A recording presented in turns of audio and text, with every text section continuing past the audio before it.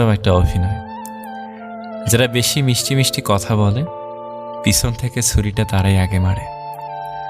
প্রতিদিন অন্তত 1% হলেও নিজেকে উন্নত করবেন। বছর শেষে দেখবেন মোট 365% হয়েছে। যে কোনো সম্পর্কের পাসওয়ার্ড হচ্ছে বিশ্বাস। মানুষের বেঁচে থাকাটাই অস্বাভাবিক, মরে যাওয়াটা স্বাভাবিক।